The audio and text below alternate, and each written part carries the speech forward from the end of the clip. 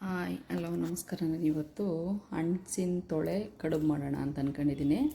ಹಣ್ಸಿನ ಹಣ್ಣು ಕುಯ್ದು ತೊಳೆನ ಬಿಡಿಸಿ ಇಟ್ಕೊಂಡಿದ್ದೀನಿ. ಇದನ್ನು ಚಿಕ್ಕ ಚಿಕ್ಕ ಪೀಸ್ ಆದರೂ ರುಬ್ಕೊಳ್ರಿ, ಇಲ್ಲಾಂದರೆ ಫುಲ್ಲು ನೈಸಾಗಿ ಇದಾದ್ರೂ ರುಬ್ಕೊಳ್ರಿ. ನಾನು ಚಿಕ್ಕ ಚಿಕ್ಕ ಪೀಸ್ ಮಾಡಿ ರುಬ್ಕೊಳ್ತೀನಿ. ಆಮೇಲೆ ಕಾಯಿ ನಿಮ್ಗೆ ಎಷ್ಟು ಕಾಯಿ ಬೇಕು ನಾನು ಒಂದು ಹೋಳು ಹಾಕಿದ್ದೀನಿ. ಆಮೇಲೆ ಒಂದು ಉಂಡೆ ಬೆಲ್ಲ ತೊಗೊಂಡಿದ್ದೀನಿ. ಇದರಲ್ಲಿ ಚಿಕ್ಕ ಚಿಕ್ಕದು ಪುಡಿ ಮಾಡಿ ಪಾಕ ತೆಗಿಬೇಕು ಅಂದರೆ ಹಾಕೊಳ್ಳೋಣ. ಇವಾಗ ಅಷ್ಟು ಎತ್ತು ಮಾಡಿಕೊಂಡಿದ್ದೀನಿ. ಇದನ್ನು ಇವಾಗ ಚಿಕ್ಕ ಚಿಕ್ಕಗೆ ಪೀಸ್ ಮಾಡೋಣ. ಇವಾಗ ಈ ಥರ, ಯಾಕೆಂದರೆ ರೆಡ್ಡು ಇರುತ್ತೆ, ಆರೆಂಜ್ ಇರುತ್ತೆ, ಇದೊಂದು ಸ್ವಲ್ಪ ವೈಟಾಗಿರುತ್ತೆ ತೊಳೆ. ಅದಕ್ಕೆ ನೀಟಾಗಿ ಪೀಸ್ ಮಾಡಿ ಇದು ಮಾಡ್ಕೊಂಡ್ರೆ ಜಾರ್ಗೆ ಹಾಕಿದಾಗ ಬೇಗ ಒಂಥರ ತರಿ ಆದರೆ ಚೆನ್ನಾಗಿರುತ್ತೆ. ಫುಲ್ಲು ಪೇಸ್ಟ್ ಆದರೆ ಚೆನ್ನಾಗಿರಲ್ಲ.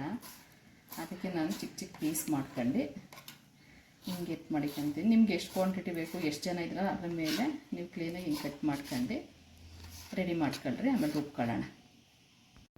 ಇವಾಗ ಇದನ್ನೆಲ್ಲ ಹಚ್ಚಿ ರೆಡಿ ಮಾಡ್ಕೊಂಡಿದ್ದೀನಿ. ಇಷ್ಟು ಬೆಲ್ಲ ಸಾಕು, ಯಾಕೆಂದರೆ ಇದು ಸಿಕ್ಕಾಪಟ್ಟೆ ಸ್ವೀಟ್ ಇದೆ.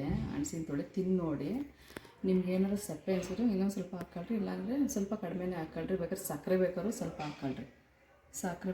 ಹಾಕ್ಕೊಳ್ರಿ, ಬೆಲ್ಲ ಬೇಕಾದ್ರೂ ಸ್ವಲ್ಪ ಹಾಕ್ಕೊಳ್ರಿ. ಎರಡು ಮಿಕ್ಸ್ ಮಾಡಿ, ಇಲ್ಲಾಂದ್ರೆ ಯಾವ್ದಾದ್ರು ಒಂದು ನಿಮ್ಗೆ ಇಷ್ಟ ಅಂದರೆ ಒಂದವ್ರು ಹಾಕೋಬೋದು. ಕಾಯಿ ಅರ್ಧ ಹೋಳು ಹಾಕಿದ್ದೀನಿ, ನಿಮ್ಗೆ ಇನ್ನೂ ಬೇಕು ಅಂತ ಹಾಕ್ಕೊಳ್ರಿ. ಇದು ಚೆನ್ನಾಗಿ ಸ್ವೀಟ್ ಇರೋದ್ರಿಂದ ನಾನು ಅಷ್ಟೇ ಬೆಲ್ಲ ಹಾಕ್ಕೊಂಡಿದ್ದೀನಿ, ಇನ್ನೇನು ಹಾಕೊಳ್ಳಲ್ಲ. ಇವಾಗ ಹಿಟ್ಟು ಕಲಿಸ್ಕೊಳ್ಳೋಣ. ಹಿಟ್ಟಿಗೆ ಸ್ವಲ್ಪ ಉಪ್ಪು ಹಾಕೊತ ಇದ್ದೀನಿ, ಯಾಕೆಂದರೆ ಸಕ್ಕರೆ ಇದ್ರೆ ಚೆನ್ನಾಗಿರಲ್ಲ ಅಂತ. ನೀವು ಸ್ವಲ್ಪ ಸಕ್ಕರೆನಾದರೂ ಹಾಕೋಬೋದು. ನಾನು ಬಿಸಿನೀರಲ್ಲಿ ಹಿಟ್ಟು ಕಲಿಸ್ತಾ ಇದ್ದೀನಿ, ಯಾಕೆಂದರೆ ಸ್ವಲ್ಪ ನಾರು ಬಂದರೆ ಕಡುಬು ಚೆನ್ನಾಗಿರುತ್ತೆ ಅಂತ, ಅಷ್ಟೇ, ಏನೇನಿಲ್ಲ.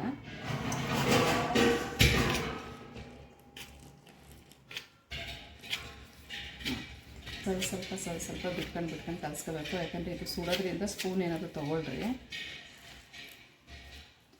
ಈ ಥರ ನಾರು ಬರೋ ಥರ ಸ್ವಲ್ಪ ಕಲಿಸ್ಕೋಬೇಕು. ಒಂದು ಸ್ವಲ್ಪ ಇದು ಮಾಡ್ಕೊಳ್ಳೋಣ. ಆಮೇಲೆ ಕೈಲೇ ಕಲಿಸ್ಕೊಳ್ಳೋಣ. ಇದು ತುಂಬ ಸುಡ್ತಾಯಿದೆ, ಅದಕ್ಕೆ ನಾನು ಸ್ಪೂನ್ ತೊಗೊಂಡಿದ್ದೀನಿ ಅಷ್ಟೇ. ಸ್ವಲ್ಪ ಆದಮೇಲೆ ನಾವು ಸ್ವಲ್ಪ ಬಿಸಿನೀರಲ್ಲೇ ಇದು ಮಾಡ್ಕೊಳ್ಳೋಣ. ಸ್ವಲ್ಪ ಹಾಕೊಂಡು ಇದು ಮಾಡಬೇಕಷ್ಟೇ. ಈ ಥರ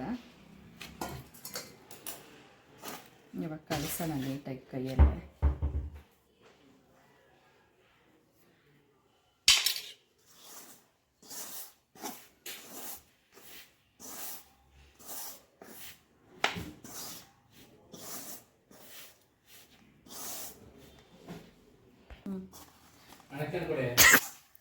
ನೋಡಿ, ಈ ಥರ ಗಟ್ಟಿಗೆ ನಾರು ಥರ ಬರಬೇಕು. ಇದೊಂದು 10 ನಿಮಿಷ ಹಿಂಗೆ ಚೆನ್ನಾಗಿ ಮಿದ್ದಿ. ಇದಕ್ಕೇನು ಎಣ್ಣೆ ಗಿಣ್ಣೆ ಏನು ಹಾಕೋಂಗಿಲ್ಲ, ಬರೀ ನೀರಲ್ಲಿ ಅಷ್ಟೇ. ಇದೊಂಚೂರು ಸಾಫ್ಟ್ ಆಯ್ತೈತೆ. ಒಂದು 10 ನಿಮಿಷ, ಒಂದು ಅರ್ಧ ಗಂಟೆ ಬಿಟ್ಟರೆ ಸಾಫ್ಟ್ ಆಯ್ತೈತೆ. ಅದಕ್ಕೆ ಇರಲೇಬೇಕು. ತುಂಬ ಇದಾಗಿ ಕಲಿಸಿದ್ರೆ ಆಮೇಲೆ ಬಂಬ್ಲಾಗ್ಬಿಡುತ್ತೆ. ಆಮೇಲೆ ಅದು ಊರ್ನೆಲ್ಲ ಹಾಕೋಕ್ಕಾಗಲ್ಲ. ಅದಕ್ಕೆ ಇಷ್ಟ ಅದೇ ಇದ್ದರೆ ಸಾಕು.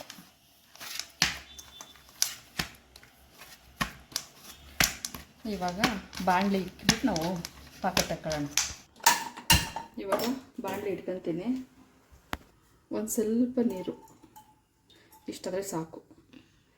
ಒಂದು 4-5 ಸ್ಪೂನಷ್ಟು ಅಷ್ಟೇ ನೀರು ಹಾಕಬೇಕು. ನಿಮಗೆ ಬೆಲ್ಲ ಇಲ್ಲಾಂದರೆ ಸಕ್ಕರೆ ಬೇಕಾದ್ರೆ ಸಕ್ಕರೆ. ನನಗಿಷ್ಟೇ ಬೆಲ್ಲ ಸಾಕು, ಸ್ವೀಟ್ ಜಾಸ್ತಿ ಇದೆ ಹಣ್ಸಿನ ಹಣ್ಣಲ್ಲಿ. ಅದಕ್ಕೆ ನಾನು ಇಷ್ಟು ಹಾಕೊಳ್ತೀನಿ. ಇದು ಪಾಕ ಬರಲಿ, ಅಂದರೆ ಎಳೆ ಪಾಕ ಬಂದರೆ ಸಾಕು, ಗಟ್ಟಿ ಪಾಕ ಏನು ಬೇಡ. ಅಷ್ಟೊತ್ತಿಗೆ ಇದನ್ನೇನಾಯಿತು ಎಲ್ಲ ರುಬ್ಕೊಬರೋಣ. ಕಾಯಿ ಮತ್ತು ಇದು 1-2 ಏಲಕ್ಕಿ ಕಾಯಿ ಹಾಕಿ, 2 ಏಲಕ್ಕಿ ಕಾಯಿ ಹಾಕಿದ್ದೀನಿ, 2-3. ಇವಾಗ ಏಲಕ್ಕಿ ಕಾಯಿ ಇವೆರಡು ಹಾಕಿ ಫಸ್ಟು ತರಿಯಾಗಿ ರುಬ್ಕೊತೀನಿ. ಆಮೇಲೆ ಲಾಸ್ಟಿಗೆ ಹಣ್ಸಿನ ತೊಳೆ ಹಾಕೊಳ್ಳೋಣ. ಇವಾಗ ಇಷ್ಟು ನೋಡಿ, ಇಷ್ಟಾಗಿದೆ ಸಾಕು. ಇಷ್ಟಿದ್ರೆ ಇವಾಗ ಇದ್ರ ಜೊತೆಗೆ ಹಣ್ಸಿನ ತೊಳೆ ಹಾಕ್ಬಿಟ್ಟು ಇದೇ ಥರ ರುಬ್ಕೊಳ್ಳೋಣ ಎಲ್ಲವುದು. ಇಷ್ಟು ತರಿ ಆದರೆ ಸಾಕು. ತುಂಬ ನೈಸಾಗಿ ಇದಾಗಿ ಬಂದರೆ ಅದೊಂಥರ ಆಗ್ಬಿಡುತ್ತೆ. ಅದಕ್ಕೆ ಇಷ್ಟು ನಾನು ತರಿಯಾಗಿ ರುಬ್ಕೊಂಡಿದ್ದೀನಿ. ನಿಮ್ಗೆ ಬೇಕು ಅಂದರೆ ರುಬ್ಕೊಳ್ರಿ, ಬೇಡ ಅಂದರೆ ಹಿಂಗೆ ಇನ್ನೊಂದು ಚೂರು ಸಣ್ಣಗೆ ಹಚ್ಚಾಕಿದ್ರೂ ಸಾಕು. ಇದು ಚೆನ್ನಾಗಿರೋದು. ಅದಕ್ಕೆ ನಾನು ಈ ಥರ ತರಿಯಾಗಿ ರುಬ್ಕೊಂಡಿದ್ದೀನಿ. ಇದನ್ನು ರುಬ್ಕೊಂಡು ಬಂದ್ಬಿಡೋಣ. ನೋಡಿ, ಇಷ್ಟಾಗಿದೆ. ಒಂದೊಂದು ಚೂರು ಅದು ಬೆಲ್ಲ ಐತೆ, ಅದೇನಾಗಲ್ಲ. ಅದ್ರ ಜೊತೆ ಇವಾಗ ಕಾಯಿ ಇದೇನು ರುಬ್ಕೊಂಡಿದ್ವಲ್ಲ, ಹಣ್ಸಿನ ತೊಳೆದು ಇದೆಲ್ಲ, ಅದನ್ನೆಲ್ಲ ಕ್ಲೀನಾಗಿ ಹಾಕಿ ಎಲ್ಲ ಈ ಥರ ಮಿಕ್ಸ್ ಮಾಡೋಣ. ಅದು ಪಾಕದಲ್ಲೇ ಒಂದು ಸ್ವಲ್ಪ ಬೇಯಬೇಕು ಹಣ್ಸಿನ ತೊಳೆದೆಲ್ಲ. ಅವಾಗ ಚೆನ್ನಾಗಿರುತ್ತೆ, ಅವಾಗ ಗಟ್ಟಿಗಾಗುತ್ತೆ. ಇನ್ನೊಂದು ಸ್ವಲ್ಪ ಚೆನ್ನಾಗೆಲ್ಲ ಬಡ್ದು ಹಾಕಂತ ಇದ್ದೀನಿ. ಜಾರಲ್ಲಿ ಇದ್ದಿದ್ದು ಎಲ್ಲ ಎಷ್ಟಾಗಿದೆ, ಇದರಲ್ಲಿ ಏನಿಲ್ಲ ಅಂದರೂ ಒಂದು 15ರಿಂದ 20 ಕಡುಬಾಗುತ್ತೆ. ಇದು ಏನಾದರೂ ಪಾಕ ಅಕಸ್ಮಾತ್ ಮಾಡಿ ಒಂದೆರಡು ದಿನ ಇಡ್ಬೋದು, ಫ್ರಿಡ್ಜಲ್ಲಿ ಒಂದೆರಡು 3 ದಿನವೇ ಇಟ್ಕೋಬೋದು. ಆದರೆ ಇಟ್ಕೊಂಡ್ರೆ ಅಷ್ಟು ಚೆನ್ನಾಗಿರಲ್ಲ, ಅದು ಮಾಡೋವಾಗ ತಿಂದರೆ ಚೆನ್ನಾಗಿರುತ್ತೆ. ಇದು ಚೆನ್ನಾಗಿ ಈ ಪಾಕದಲ್ಲೇ ಒಂಚೂರು ಕುದಿಬೇಕು, ಒಂಚೂರು ಗಟ್ಟಿಗಾಗಬೇಕು. ಆವಾಗ ಪಾಕ ಇದು ಎಲ್ಲ ರೆಡಿಯಾಗಿದೆ ಅಂತ ನೋಡಿ. ಇದೆಲ್ಲ ನೀರೆಲ್ಲ ಇದಾಗಿದೆ ನೋಡಿ, ನೀರೇನು ಇದು ಕಂಟ್ತಾ ಇಲ್ಲ. ಇನ್ನೊಂದು 5 ನಿಮಿಷ ಇದ್ದರೆ ಸಾಕಿದು. ನಿಮ್ಗೆ ಈ ಥರ ಹಣ್ಸಿನ ತೊಳೆಯೋದು ಇದು ಬೇಡ ಅಂತಂದರೆ ಪೇಸ್ಟ್ ಮಾಡ್ಕೋಬೋದು, ನೀವು ನುಣ್ಣಗೆಲ್ಲ ಹುರ್ಕೋಬೋದು. ಇದು ಬಿಸಿ ಮಾಡಿದ್ರದಿಂದ ಅದು ತುಂಬ ಸಾಫ್ಟ್ ಆಗಿರುತ್ತೆ, ಅದೇನು ಹಂಗಂತ ಏನು ಅನಿಸಲ್ಲ. ನಿಮ್ಗೆ ಇಷ್ಟ ಇದ್ದರೆ ಆ ಥರ ಮಾಡ್ಕೊಳ್ರಿ, ಇಲ್ಲಾಂದರೆ ಇದೇ ಥರ ಇದು ಮಾಡಿ ಇನ್ನೊಂದು 5 ನಿಮಿಷದಲ್ಲಿ ಇದು ರೆಡಿ ಆಯ್ತೈತೆ. ಅಷ್ಟೊತ್ತಿಗೆ ಬಾಳೆ ಎಲೆ ತಂದಿದ್ದೀವಲ್ಲ, ಬಾಳೆ ಎಲೆನ ನೀಟಾಗಿ ಕಟ್ ಮಾಡ್ಕೊಳ್ಳೋಣ.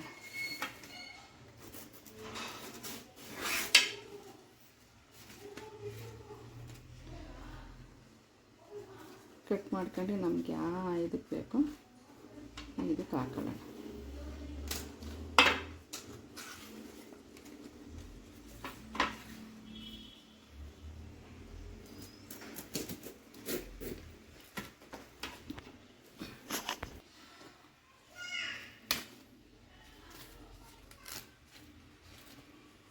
ಈ ಥರ ಎಷ್ಟೆಷ್ಟು ಬೇಕೋ ಅಷ್ಟಕ್ಕೆ ಕಟ್ ಮಾಡಿ ಜೋಡಿಸ್ಕೊಂಡು ಇಟ್ಕೊಳ್ಳೋಣ.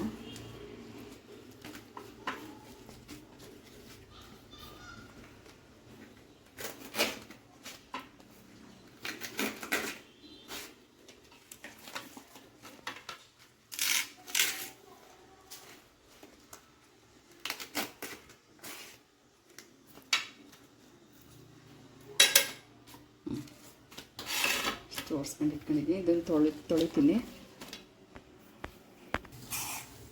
ನೋಡಿ. ಇವೆಲ್ಲ ಆಗಿದೆ. ಇದನ್ನ ಎತ್ತಿ ಸೈಡ್ಗೆ ಇಟ್ಕೊಂಡು ನಾವು ಇಡ್ಲಿ ಪಾತ್ರೆನ ಬಿಡೋಣ. ಇದಕ್ಕೆ ಆಲ್ರೆಡಿ ನಾನು ನೀರು ಹಾಕಿದ್ದೀನಿ. ಇದು ಒಂದು ಸ್ವಲ್ಪ ಬಿಸಿ ಆಗಲಿ, ಆಮೇಲೆ ನಾವು ಅದನ್ನು ರೆಡಿ ಮಾಡ್ಕೊಂಡು ಅದರೊಳಗೆ ಹಾಕೋಣ. 10ರಿಂದ ಒಂದು 1/4 ಗಂಟೆ ಬಿಟ್ಟಿದ್ದೀನಿ ನೋಡಿ, ಸಾಫ್ಟ್ ಆಗಿದೆ.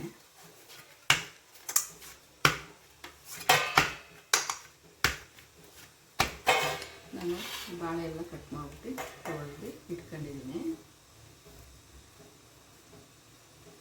ಇವಾಗ ನಿಮಗೆ ಇದಕ್ಕೆ ಎಷ್ಟು ತಗೋಬೇಕು ಅಷ್ಟು, ಎಷ್ಟು ತೆಳ್ಳಗೆ ಬೇಕೋ ಅಷ್ಟು ತೆಳ್ಳಗೆ ಇದು ಮಾಡಿ. ಅಕಸ್ಮಾತ್ ಕೈ ಗಂಟೈತೆ ಅಂದರೆ ನೀರಾದರೂ ಇದು ಮಾಡ್ಕೊಂಡ್ರೆ, ಇಲ್ಲಾಂದರೆ ಸ್ವಲ್ಪ ಲೈಟಾಗಿ ಎಣ್ಣೆನಾದರೂ ಆಮೇಲೆ ಇದನ್ನು ಮಾಡಿ ಕೈಗೆ ಸ್ವಲ್ಪ ಹಚ್ಕೊಂಡ್ರೆ ಅಷ್ಟೇ. ನಾನೇನೇನು ಹಚ್ಕೊಂತಿಲ್ಲ, ಇದರಲ್ಲೇ ಬಾಳೆ ಎಲೆ ಇದೆ, ಸ್ವಲ್ಪ ನೀರೈತಲ್ಲ ಅದಕ್ಕೆ ನೋಡಿ ಈ ಥರ.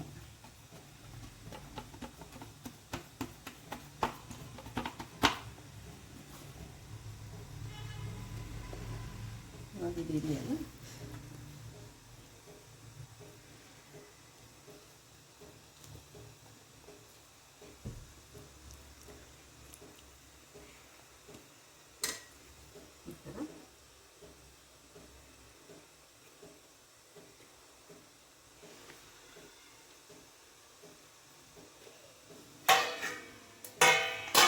ಎಲ್ಲ ಈ ಥರ ಮಾಡಿ ಜೋಡಿಸ್ಕೊಳ್ಳೋಣ.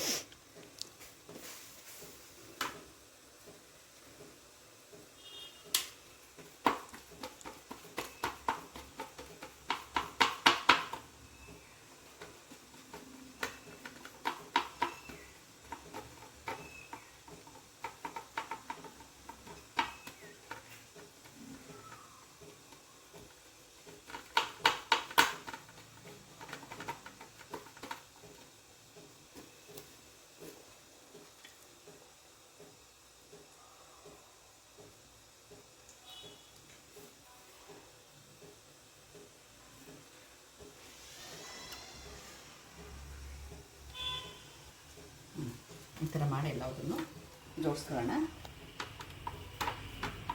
ಇವಾಗ ಇಡ್ಲಿ ಪಾತ್ರೆಗೆ ಆಲ್ರೆಡಿ ನೀರಿಟ್ಟು ಕಾಯಿಸ್ಕೊಂಡಿದ್ದೀನಿ. ಫುಲ್ ಎಲ್ಲ ಚೆನ್ನಾಗಿ ಕಾಯ್ದಿದೆ. ಇವಾಗ ನಾವೇನು ಇದನ್ನು ಮಾಡಿರ್ತೀವಲ್ಲ ಈ ಥರ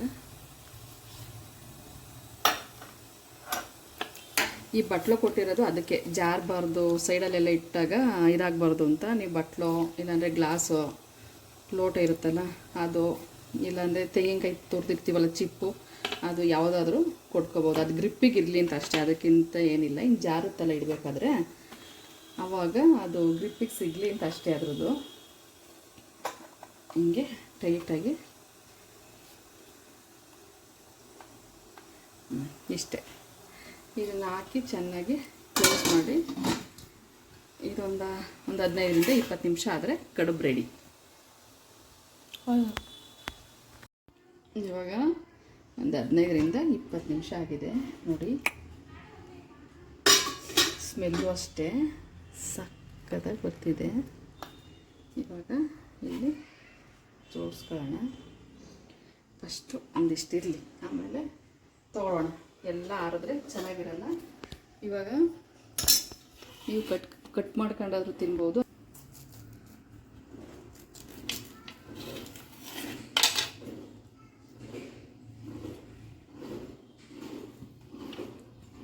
ನೋಡಿ ಎಷ್ಟು ಚೆನ್ನಾಗಿ ಬಂದಿದೆ ಮೆಲ್ಟಾಗಿ ಅಂತ. ಬಿಸಿ ಬಿಸಿ ಕಡುಬು ರೆಡಿ.